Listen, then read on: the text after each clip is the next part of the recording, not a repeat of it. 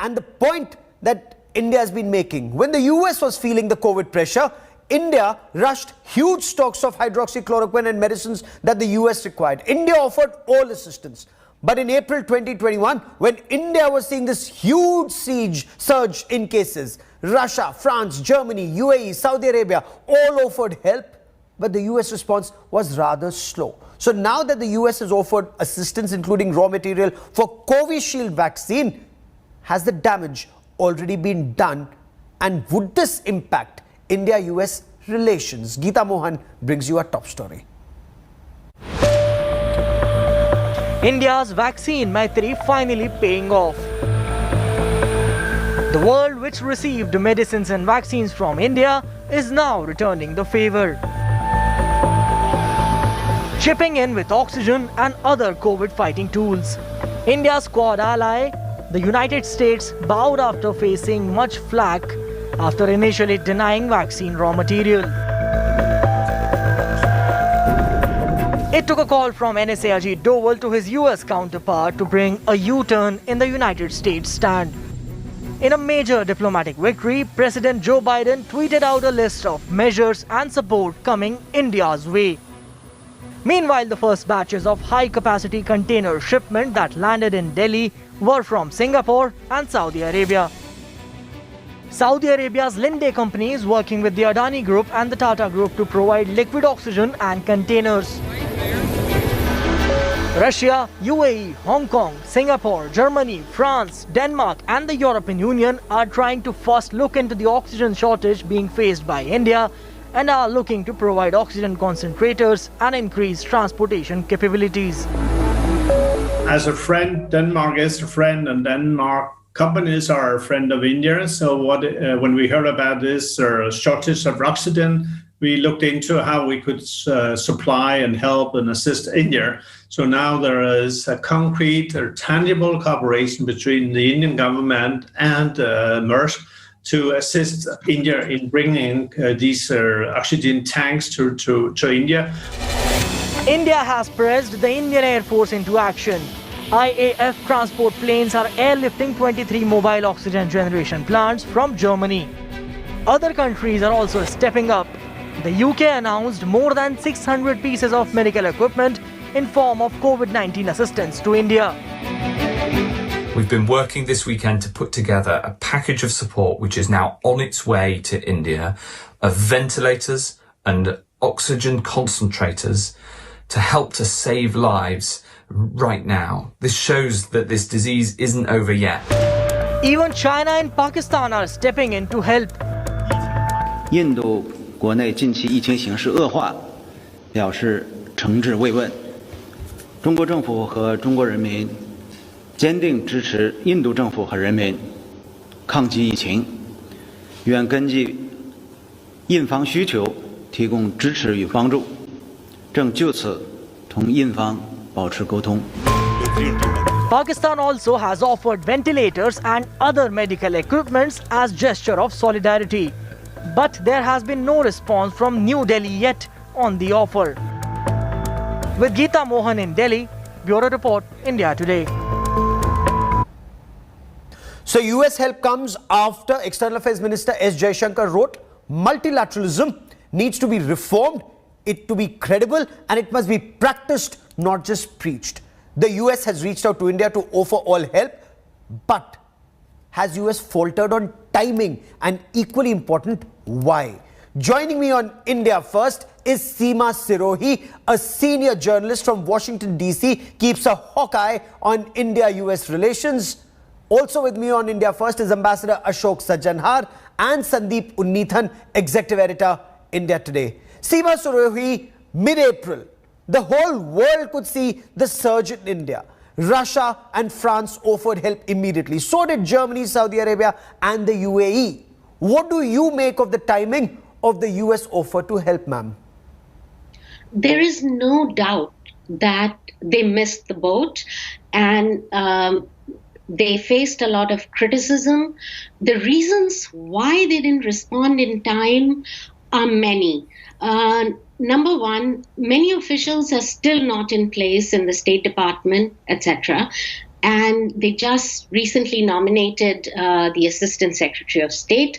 Then secondly, somehow they are so bogged down with their domestic agenda, they were not focused. But these excuses are not good enough, let's say, because in the age of social media, you know what's happening. The story is at least 10 days old that cases are rising, infections are rising. Yes. So there is no reason why the State Department spokesman or the White House spokeswoman could not have offered at least words of sympathy and taken note of what's going on in India. Okay. Ambassador Sajjanhar, Vipin Narang, Associate Professor at MIT, wrote, "The friend who sends best wishes a week late is always remembered not for the best wishes, but for being the last one to send them. Timing matters." What do you make of the timing of the US message? No, I fully agree with what Mr. Vipin Narang has said, because timing does matter. And in this case, the United States has faltered. There have been all these series of missteps, by a long stretch, because, we can speak about the last 1 week when the cases have been rising. But the matter was really taken up with the US State Department, with the Deputy Secretary of State, Wendy Sherman, by our ambassador in the United States, Taranjeet Sandhu. This was immediately after 5th of February, when this Defense Production Act was invoked by President Biden. You would also recall, Gaurav, that when the Quad Summit took place on the 12th of March, then Harshvardhan Shringla, the Foreign Secretary, was asked about this issue, and he said that the matter is under discussion with the US State Department. I know that the External Affairs Minister Jaishankar took it up with Antony Blinken when they spoke a few days ago. So I think the issue has been on the table with the United States for the last more than 2 months. And for them to take such a long time, when the United States says that, their leadership is back and they are going to strengthen alliances, we have just seen in the Quad that Quad is going to help United States, and Japan is going to help India with its technology and funding and so on and so forth. So I think this is a good opportunity which has been missed by the United States. Why they have done it at this late stage, in my view, is possibly they did not, the United States administration did not foresee the tsunami of criticism that came, particularly, the comment that was made by the spokesperson of the State Department, where he said that, the whole world is going to be, of course, it's in the interest of the whole world to see Americans vaccinated. So, basically putting forward this America First policy. No, they have surplus vaccine. India has... And it just defies logic. They have a vice president who really was very happy about her Indian origin at one point of time. And when India needed help, Sandeep Punithan, and we'll talk about that in just a moment. But Sandeep, when the US wanted help last year, India rushed doses of hydroxychloroquine. When India needed help, this so-called strategic partner, this so-called Quad partner, so slow to respond that EM had to write, multilateralism must be practiced, not just preached. How is South Bloc viewing this delay? Absolutely, Gaurav. There's a sense of dismay at the delay in the response from the United States. And, the fact that there's a dichotomy here, that on the one hand, you are one of the most important partners of the Quad, and you've got into this relationship with 3 other democracies, and you're all supposed to hang in there, when the going gets tough. That's the whole fundamental, construct of the Quad. And here you have, one of the most important partners being hit by nothing less than a warlike situation with the record surge in COVID cases. And you need all the help that you can get. And we don't even have a statement of support or sympathy from the United States. It's more than a week before we actually get to see some top State Department officials. And then, of course, a whole lot of US government officials coming forward. And also, Gaurav, there's this other dichotomy here that for the last 3 months, we have not had a permanent US ambassador in New Delhi. That is a very, very big vacuum. I mean, on the one hand, you have, you're pushing this relationship with New Delhi. India is a very important member of the Quad. And on the other hand, you haven't seen it fit to appoint a US ambassador in Delhi for over 3 months. And that is a very, very big, Seema gap. Sirohi, it indeed is a gap. Seema Sirohi, Chinese analysts, as I was just discussing with Geeta a moment ago, they're literally rubbing salt in India, on India's wounds, saying, we told you so. A friend in need is a friend indeed. Quad is a failure. India should not be fooled again and be used as a geopolitical tool. This is the commentary that comes in from Chinese analysts, Seema Sirohi. Yes, but I wouldn't take Chinese commentary so seriously, because what is China doing? They're stepping into the breach. They have just blocked flights of cargo flights to India. They are the last ones to be talking about helping India. And they're sitting on Indian territory. I don't take Chinese spokesmen seriously at all. They talk one game, they play another. So there is no question that the US failed in a timely response. No question about it. And some trust has been lost. It'll take time to recover that lost ground. And now they're going into sort of an overkill of messaging. Everybody is sending a little message on Twitter. Thing is that when the Quad Summit took place, when the Climate Change Summit took place, the Americans were on India's back. Do this, do that, do this. And when India was in need, they were kind of absent. There is really no good reason I can think of. Yes, we can talk about there being no ambassador, there being no official in place in the State Department at a senior level that looks after South Asia.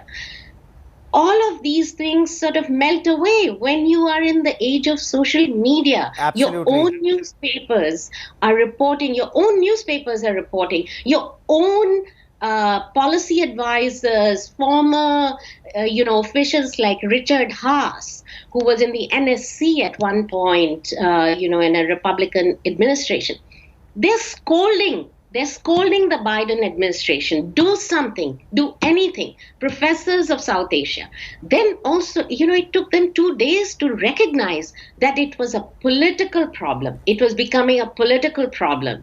And for that, lack of judgment, when to speak up, how to do it, it shouldn't have to require an interagency process. Okay, Ambassador Sajjanhar, is this a mistake by a new administration coming in, new to the job, or in your appreciation, as several analysts argue, this isn't coming from the heart of the US leadership? The administration may want it, perhaps the leadership thinks otherwise, despite so much being talked about, even about the Indian origin of the Vice President of the United States of America, Ambassador.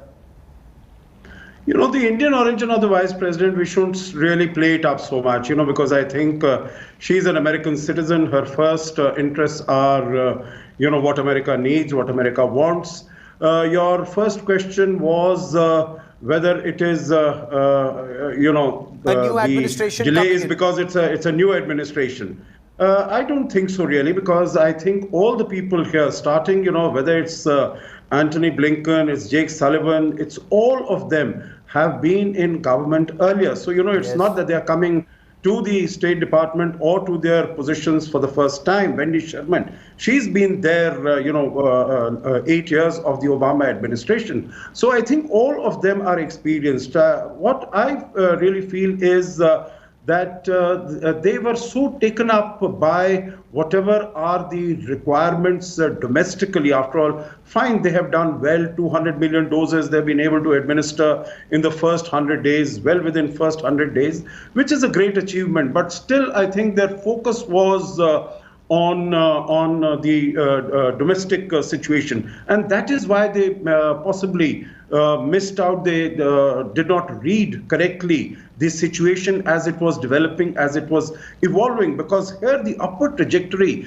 has also taken place very, very suddenly. Also, maybe, the climate summit was happening, and, all the senior people were dealing with that. Meaning, I don't want to give any rationalization for why they did not, why they behaved in the manner in which they did.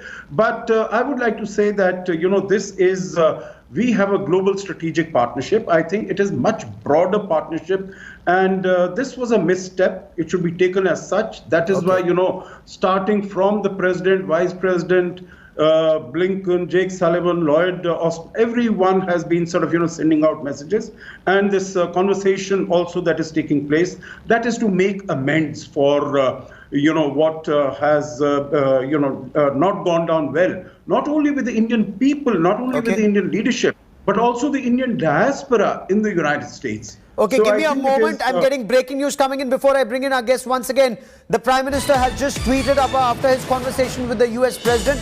Prime Minister Narendra Modi has tweeted after holding talks with President Biden saying, discussed COVID situation both in India and the United States. The Prime Minister goes on to write, thank President Biden for support provided by the US to India. Discussion with Biden underscored the importance of smooth and efficient supply chains of vaccine, raw material and medicine.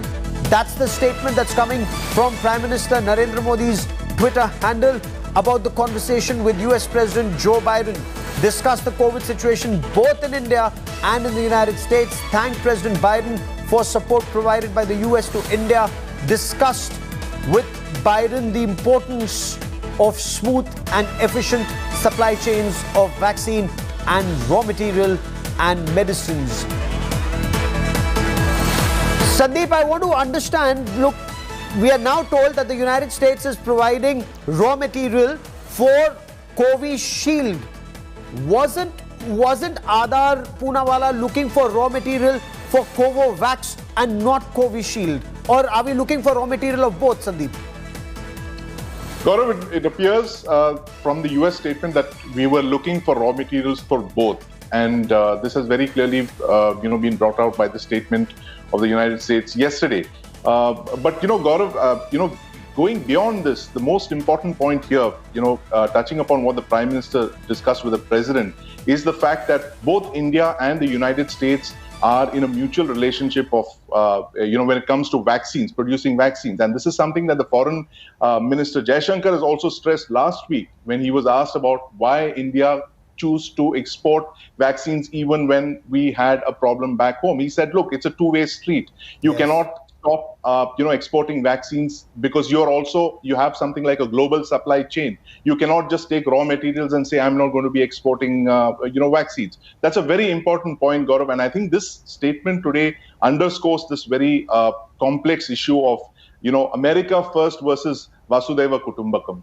Okay. Seema Sirohi, would you look at this as a niggle in India-US ties, or would you look at it as a setback? I would look at it as a hump, something they'll have to get over. But I hope it's not going to have a lasting effect because they're already going overboard in trying to make amends. And I think we should take note of that because at the end of the day, the relationship is an important one for both countries. You're absolutely right. It's in mutual interest. Ambassador Sajjan, Prime Minister Narendra Modi, he's spot on when he talks about Atmanirbhar Bharat, because as Seema Sirohi was also pointing out, there are reports that say that China stopped that cargo flight to India, that much needed medical supplies that were coming in, now not coming in. What do you make of the timing of the Chinese flight not coming into India, the US conversation, Joe Biden's conversation with Narendra Modi, and what emerged, sir? Maybe possibly, and this is only speculation, and maybe, later on some more information might come out. China did come with this offer of assistance. After that, one day later, they said we are in conversation with our Indian counterparts to decide the modalities of sending our assistance. But possibly India was not really very keen or very forward, looking at it very, very actively in getting any support from China. And I can understand and I appreciate that because, if you're getting all these things from your friends all around and the sort of hostility that has been shown by China, there's no reason why we should be getting any of these items, whether it is oxygen or PPEs or any of the other items. So maybe this was, this could have been one of the reasons that India itself has not been particularly keen to receive any sort of assistance or support because, of the PR the signal, the angle messaging that goes out. Yeah, absolutely. We've China lost our soldiers at the line of actual control. So did the Chinese, of course. But the standoff remains. China yet to go back from all the friction points. Seema Sirohi, do you see a connection, or these are two unrelated incidents? China stopping the cargo flights to India and US saying we'll give whatever is required. And is the US moving forward in your appreciation, Seema Sirohi, just in words but also in deed?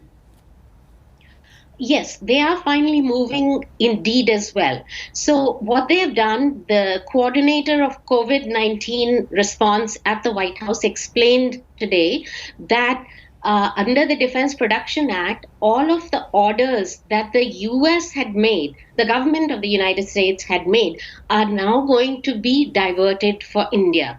Because see, under the Defense Production Act, they have to prioritize domestic demand.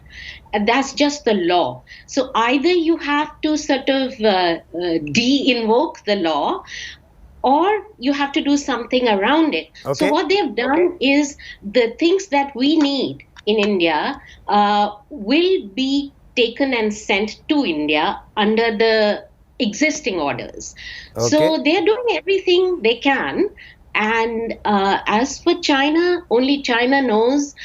They have, over the last year, exploited the COVID situation to do all kinds of other diplomatic, aggression. Yes. They were threatening Europeans that if you don't do this, we will not send you testing kits and all of that. So we cannot forget Chinese conduct all of last year.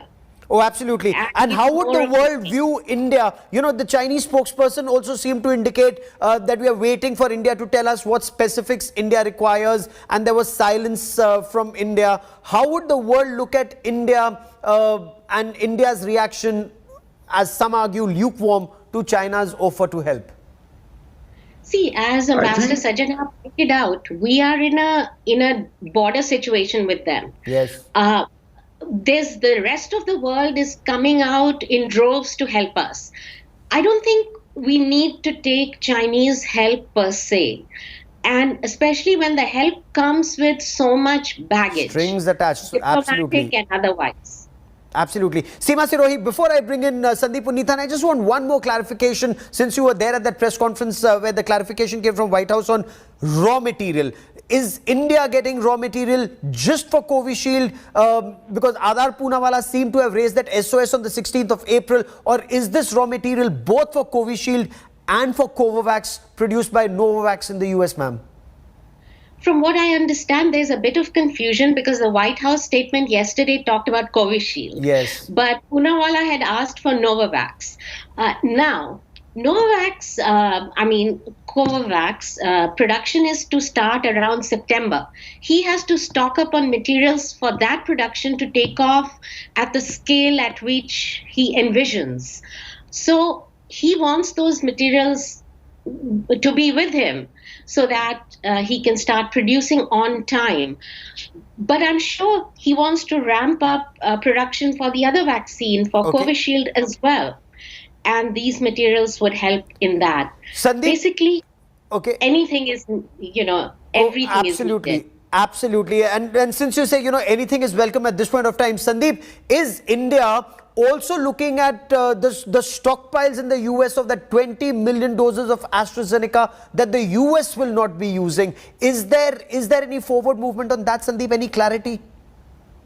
Well, so far there's been no official statement, Gaurav, from our side, but I'm sure given the huge shortage of vaccines that we have, and given the fact that from the 1st of May we are opening up the vaccination for the over 18s, and there are states that are complaining of shortages, I'm sure that those vaccines that the United States does not need immediately would be more than welcome in India, Gaurav, because it will take us time to ramp up our vaccination production. It could be a couple of months before we have enough vaccines. So I'm sure if there are vaccines in the United States which they don't require immediately, I'm sure India would be more than happy to, get those here. More clarity on that, Seema Sirohi, on the US stockpile of some 20 million doses of AstraZeneca, and is there clarity US will not be using that? Is that available? See, that is the big question. The US right now has between 35 to 40 million AstraZeneca doses sitting on its shelves. The FDA has not approved AstraZeneca for use in the United States. Most health experts agree that it's unlikely to give the green signal. So it's not going to be used in the United States. It should just be sent, sold, granted to other countries. Okay. US, in addition to all this, has 60 million doses of Moderna and Pfizer. Its production is way ahead of what is needed right now.